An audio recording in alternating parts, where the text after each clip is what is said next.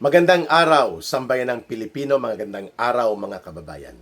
Kasama niyo po ngayon si Ka Eric sa isa na namang episode ng ating balita at talakayan. Sa puntong ito ay bibigyan natin ng pananaw at pagpapaliwanag. Itong lumabas na impormasyon na kamakailan lamang ay tinalakay din namin sa aming episode sa Bigwas ng Agila 2.0 ni Dr. Lorraine Maribadoy. Itong impormasyon na itong si Attorney Tulo S. Ayaw kong idiretso ang S eh. Tulo S. Alam niyo na po yon. Kung si Luistro ay Malita Girl, ang tawag sa kanya at ganon din si Inday Laway. maraming mga moniker, may Inday Laway, may Tulo S, no. Itong si Attorney Ligutan ay hindi lang pala naging sikat sa kanyang objection! Objection!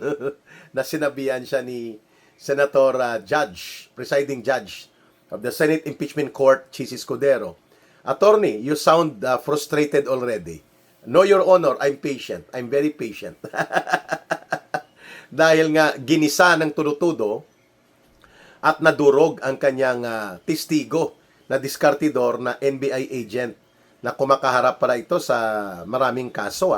Sabi ni Attorney Vic Rodriguez, may mga kaso ng arbitrary detention, falsification of document, theft, at mga illegal na gawain, no, ng isang ahente ng NBI. Iwan natin bakit nandyan pa yan sa NBI. No? At ako naman, at si Jason, ito rin ang complainant namin. No? Itong kalilong pa rin ito na tao na mukhang naging kabuhayan na niya ang pagiging diskartidor na NBI agent. Diskartidor talaga, no? Nang dinudurog na po ni Attorney Narvasa itong hambog na testigo at alam nating scripted ang kanyang mga bit-bit, puro dokumentong pinalusot, second-hand copy, photocopy na tinatawag original. Pwede na yan maging original, sabi ni Attorney Ligutan, ang binayaran na abogado ni Marcos at Romualdez para tulungan ang pilantod at baldado na mga abogado ng House Prosecution Panel. No, bilang private prosecutor, itong si Attorney Ligutan, isa sa mga private prosecutors, milyon din po ang bayad dyan ng gobyerno. Mula doon sa pundo ng House of Representatives, mga kababayan, hindi naman pala kaya nito mga abogada at abogado ni Martin Romualdez at nila Boji D at nila Marcos, tapos kukuha sila ng mga pribadong abogado. Di karagdagang gastos yan, no? Dapat i-reveal nila magkano itong bayad kay Ligutan, kay Lorna Kapunan, at kung sino pa mga kinuha nila na maging private prosecutors laban kay Vice President Sara Duterte. Pera kasi yan ng mamamayan, ano? Pero going back sa punto ko, bakit natin pinupuntuhan ang isang mahalagang impormasyon na lumabas tungkol dito kay Attorney Ligutan? Maliban na si Ginoong objection ang tawag sa kanya at si Boy Tulo S nung unang 2 araw sa Senado, ay lumalabas na in-house lawyer pala ito ng NUPL, National Union of Patakas Lawyers. Bakit naman Patakas Lawyers, Ka Eric? Kasi po ang NUPL ay tagapagpatakas ng mga NPA. Yan po ang nagpapiyansa, yan po ang gumagawa ng mga palusot para ang mga dati kong mga kasamahan ng mga opisyal o mga bahagi ng CPP, NPA, NDF ay makalusot sa mga kaso nila, at ang nag-aabogado sa kanila o nangaharas sa mga opisyal ng gobyerno, kadalasan ito mga abogado ng NUPL. At tinawag ko po yan na National Union of Patakas Lawyers, NUPL, sapagkat pinatakas nila ang mga matataas na leader ng Communist Party of the Philippines, New People's Army at NDF. Niloko nilang gobyerno ni Pangulong Duterte noon nang sila ay nagbigay ng kanilang declaration of protection or custody na kapag nag-collapse ang peace negotiations at mga peace talks process noon sa CPP, NPA, NDF at sa gobyerno, ay ibabalik nila sa kulungan ang temporaryo na pinalaya ng mga 22 top leaders of the CPP, NPA, NDF na nakakulong noon. Kasama doon ang mag-asawang Benito Chamzon at Wilma Chamzon at na mga namatay na, at pati po si Concha Araneta at yung iba pa. So, nang mag-collapse na ang peace negotiations dahil sa katarantaduhan at katraiduran, kataksila ng CPP, NPA, NDF, may peace talks pero nang aambush pa rin sila ng mga sundalo at pulis, nanununog at nangi-extort pa rin sila sa mga negosyante. Ayon, pinakulaps na ni Pangulong Duterte ng lubusan ang peace talks na to dahil niloloko lang nila ang gobyerno at ang taong bayan. Aba, hindi na nagbalik ng kulungan itong mga matataas na opisyal nasa pamunuan ng CPP, NPA, NDF at pinatakas na po ng NUPL, pinabayaan na lang sila. Hindi na sila hinabol pa ng korte. No? May pananagutan yan sa korte. Ang NUPL, ito po ay recorded and documented na mga pangyayari na sinasabi ni Ka Eric. We're talking about the period between 2016, 2017, 2018, mga kababayan. Ayan. And right now, ay si Attorney Ligutan, lumalabas sa kanyang information na bit sa kanyang profile ay in-house lawyer ng NUPL, National Union of Patakas Lawyers. Ang tanong, kung NUPL in-house lawyer ka, di ibig sabihin pinagkakatiwalaan ka. Para sa kaalaman ng mga mamamayan, ang NUPL or the National Union of Patakas Lawyers, ito po ay organisasyon ng mga abogado at mga nasa legal profession, mga paralegal at mga law students, no? Na nag-aaral ng abogasiya ng mga kabataan upang sila ay gamitin ng CPP, NPA, NDF sa isang front organization. So, ang kategorya ng NUPL ay front organization. Opo, ito po ay binuo, na-establish, at hanggang sa kasalukuyan, pinamumunuan ito at kinukumpasan ng CPP, NPA, NDF, ang NUPL. Yan po ay direktang kaalaman ni Ka Eric dahil ako po at ang mga libu-libong kasamahan ko na nagbalik loob na ay nananggaling sa CPP, NPA, NDF. Yan po ang aming law agency o mga ahensya ng kunwari gobyerno namin sa aming CPP, NPA, NDF na organisasyon. Yan po, dalawang grupo yan, no? NUPL, National Union of Patakas Lawyers, at saka yung PILC, Public Interest Law Center. Ang nagbuo at nagtayo niyan, CPP, NPA, NDF. At ang nagpapatakbo dyan at namumuno, mga front operatives for urban operations ng CPP, NPA, NDF, mga abogado din sila. Yes. Kagaya po ng binabanggit ko, yung abogado na nagdudunong-dunungan laban kay Pangulong Duterte, NUPL yan, si Cristina Conte. At hindi ordinaryong mga abogado ang mga yan. Sila po ay mga aktibong kasapian sa CPP, NPA, NDF at sila ay gumagalaw bilang mga opisyal ng NUPL o mga abogado sa front organization na tinatawag na NUPL. At sa loob ng NUPL, mayroong underground organization ng mga abogado na direktang sumusuporta sa armadong pagkilos at mga armadong operations ng NPA, ng New People's Army, ng CPP, NPA, NDF. Ang pangalan ng organisasyon na yan na nakatago at nakabaon sa loob ng NUPL at ng PILC or Public Interest Law Center ay ang grupong lumaban. Lupon ng mga manananggol ng bayan o lupon ng mga manananggol para sa bayan. Yan po ay underground mass organization.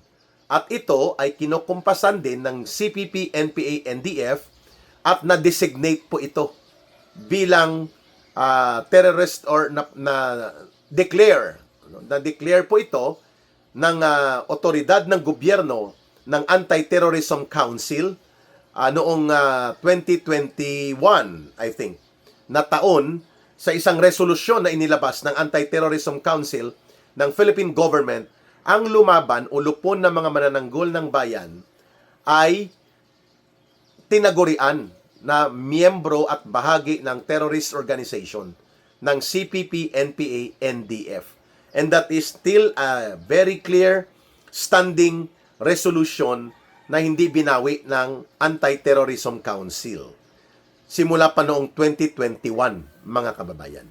So therefore, malinaw na ang NUPL ay infiltrated, operated, and managed, controlled by the CPP, NPA, NDF. Hindi lamang dahil may mga komunistang operatiba ng CPP, NPA, NDF na namumuno sa loob ng NUPL, kundi mayroon din talagang underground mass organization na tinatawag na lumaban, na nagre-recruit, nag-ooperate at nasa buong organisasyon mismo nakalangoy ng NUPL ang lumaban, na designated as terrorist organization as per resolution passed by the Anti-Terrorism Council in 2021.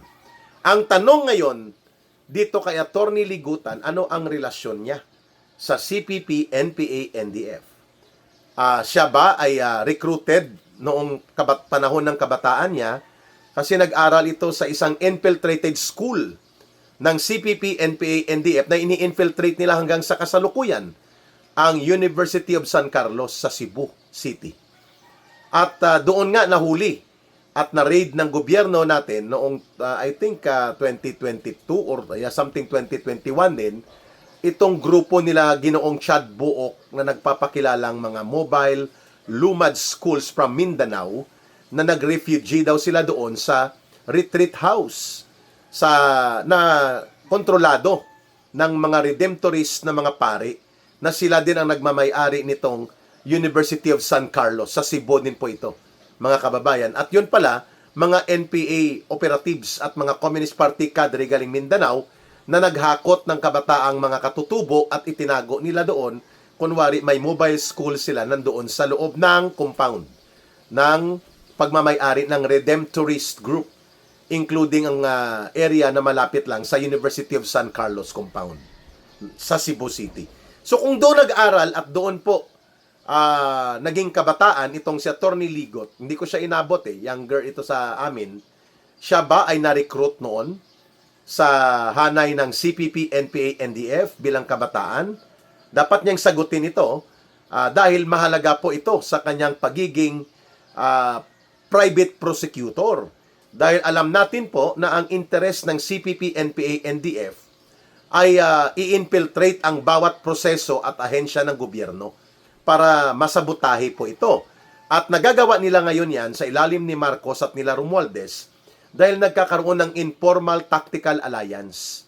Ang CPP, NPA, NDF, urban operatives, ang mga party list nila, ang mga front organizations nila kagaya ng NUPL, ay nakakapag-infiltrate sa loob ng Kongreso, sa maraming bahagi ng gobyerno, at pati na po sa mga proseso kagaya nitong impeachment trial na ito. Nandyan si Rene Co. Si Rene Co ng Kabataan NPA Recruiter Party List ay CPP, NPA, NDF urban operative na nakadeploy sa party list na Kabataan Party. So sila po, mga kababayan, ay bahagi ng mga tinatawag natin na mga urban operatives and urban infiltrators. Itong si Rene Co ng Kabataan NPA Recruiter Party List.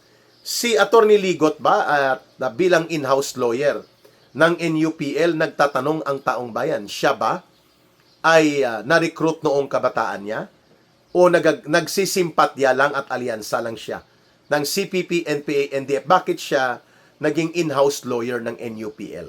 Kasi marami po sa mga NUPL din na mga abogado, hindi nila alam na mayroon palang lumaban at mayroon palang party collective na party group ng Communist Party of the Philippines na nagpapatakbo sa bawat chapter, bawat antas ng NUPL chapter. So kung NUPL Mindanao, may party group po yan ng Communist Party na nasa leadership din po. Mga abogado din sila, pero nasa leadership sila ng NUPL. At mayroon ding lumaban, mga underground members naman sila. Ang iba hindi pa Communist Party, but they are already supporting and embracing the armed terrorism being perpetrated by the Communist Party of the Philippines, New People's Army at ng National Democratic Front against the state, against the government, against the people. So hindi pa sila Communist Party member, lumaban pa lang sila. Underground mass organization. Both the Communist Party of the Philippines and Lumaban are existing, operating actively inside NUPL. Pero mayroon din po siguro mga 70 or 80% sa NUPL hindi alam na mayroon palang ganong kalakaran.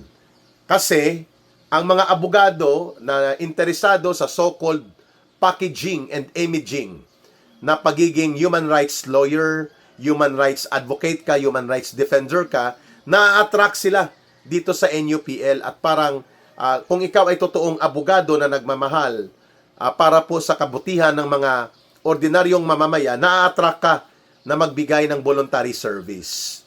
Pero dahil po alam namin na kung ano talaga ang uri ng organisasyon ng NUPL, na ito ay binuo, pinapatakbo at pinamumunuan ng Communist Party of the Philippines, New People's Army at NDF, at ito ay konektado sa underground organization nila na lumaban at pati po mismo sa armadong pagkilos ng NPA, kaya tinatawag po natin yan na National Union of Patakas Lawyers.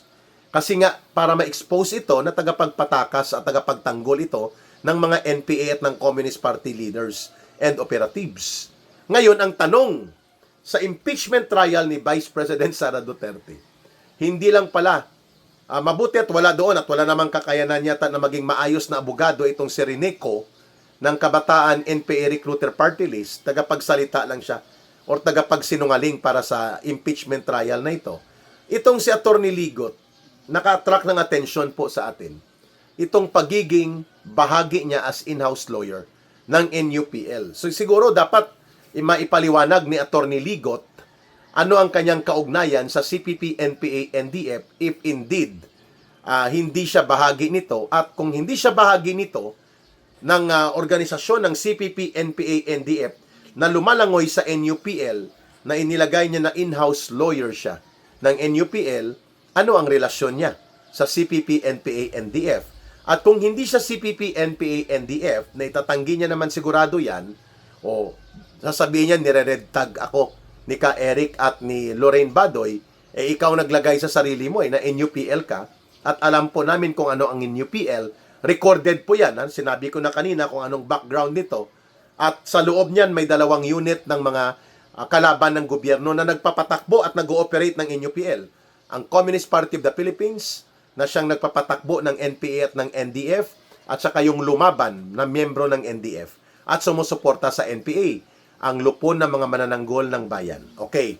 Ngayon, mahalagang ma-divulge po yan ni Atty. Ligot o Ligutan ba? O Ligutan, sapagkat mahalaga po ang papel ng mga prosecutors na ito na hindi po sila nagagamit ng mga kalaban ng gobyerno upang atakihin at durugin ang lehitimong mga opisyal ng ating pamahalaan, the way the House Prosecution Panel is trying to attack, trying to sabotage and destroy the personality of Vice President Sara Duterte. Therefore, mahalaga po ang pag-expose na ito at ang paglilinaw na gagawin mismo ni Atty. Ligutan kung siya ba ay, kung NUPL ka, ibig sabihin noon pang kabataan mo sa Cebu City, nauugnayan ka na ng mga urban recruiters, urban operatives ng CPP, NPA, NDF, just like the way we were recruited nung kabataan namin sa university at mga kolehiyo, kung saan man kami nag-aral noon. So, mahalaga po na maipakita natin that indeed, the interest of the CPP, NPA, NDF to destroy the Duterte political camp, including ang pag-focus na wasakin ng todo-todo si former President Rodrigo Duterte at ngayon si Vice President Sara Duterte, ay bahagi ng grand conspiracy ni Marcos at nila Romualdez, kahit na ang mga ito, ang NUPL, ay bahagi po ng CPP, NPA, NDF, kahit pa na ang mga ito ay kalaban ng gobyerno, pero tactically, for a while, ginagamit sila para mangialam at manabotahe sa katayuan ng mga lehitimong leader ng gobyerno na nahalal ng mamamayan, the way things are being made against Vice President Sara Duterte. Infiltrated pala ang ating prosecution panel, lalo na itong private prosecutor na si Attorney Ligutan. Kaya naman pala nais niyang palusutin ang walang kalaman-lamang tama at walang kinalaman naman talaga kundi ng luto at ng diskarte lang para magpasikat na testigo itong si Kalilong na NBI agent ginamit pa ni Ligutan para palusutin ang kanyang akusasyon ng impeachment article laban kay Vice President Sara Duterte. Mahalagang punto po na malaman natin na maipakita sa mamamayan na hindi po ito ordinaryo ang ginagawa nila Marcos at Romualdez, pati po mga elemento o mga network ng CPP, NPA, NDF ay nakikialam at nag-i-infiltrate ba? Ay mukhang yun ngang nangyayari sa loob ng proseso ng impeachment trial ni Vice President Sara Duterte. Attorney Ligutan has a lot to explain about this kasi pinagmamayabang niya na in-house lawyer siya ng NUPL at ang NUPL ay mayroong dalawang elemento na involved sa terrorism against the government, against the state, and against forces of the government. Communist Party of the Philippines na siyang nagkukumpas sa NPA at nagkukumpas sa NDF, ang namumuno sa NUPL, mga Communist Party, urban cadre, urban operatives, urban operators. Kagaya po ng mga binanggit ko noong nakaraang mga pagbubunyag namin sa front organization. Maliban sa Communist Party of the Philippines na nagkukumpas ng NPA at ng NDF na sa loob din ng NUPL, ang Communist Party of the Philippines, may party group sa bawat antas ng chapter, nandyan din po ang grupo ng Lumaban na lupon ng mga manananggol ng bayan, underground mass organization supporting the Communist Party of the Philippines and the New People's Army, and they were part of the organizations designated or declared by the Anti-Terrorism Council of the Philippine government to be part of terrorist organizations operating in the Philippines and in abroad. Itong NUPL, National Union of Patakas Lawyers, ang pinagtataguan nitong Lumaban. Diyan, ang Lumaban ang diniklara na designated as terrorist organization together with CPP, NPA, NDF, and other organizations, 16 of them, mga kababayan, sa resolusyon noong 2021 ng Anti-Terrorism Council. So there has to be a lot of explaining to come from the prosecution panel. Bakit nyo pinapasok ang ganitong uri ng mga operatiba na kalaban ng gobyerno at alam natin na galit po ang CPP, NPA, NDF sa mga Duterte, lalong-lalo na kay former President Rodrigo Duterte at pati po kay Vice President Sara Duterte. Dahil nilalabanan sila at dinudurog sila ng mga Duterte, lalo na nang mabuo noon, kasama kami, sa panahon ni Pangulong Duterte, ang National Task Force to End Local Communist Armed Conflict. Nasa sa inyo na po, mga kababayan, kung ano po ang inyong pagtingin dito sa pagbubunyag ngayon ng mga impormasyon that Attorney Ligutan is somehow part ng mga operations pala ng infiltration ng CPP, NPA, NDF kung hindi niya ito maipapaliwanag ang pagiging bahagi niya pala ng National Union of Patakas Lawyers or NUPL. Maraming salamat po, mga kababayan, sa inyong panonood at pakikinig. Muli, palagi nating tandaan, mahalin natin ang bansang Pilipinas. Walang ibang magmamahal nito, kundi tayo ring mga Pilipino. Para sa Diyos at sa Pilipinas nating mahal, may God bless everyone, and to those who are Muslim brothers and sisters, may Allah be with you. At sa mga kababayan po natin, subaybayan palagi ang ating mga videos at ang ating channel. Pati pong Bigwas ng Agila 2.0. Maraming salamat muli. Bye for now. Ito po si Ka Eric. Mabuhay!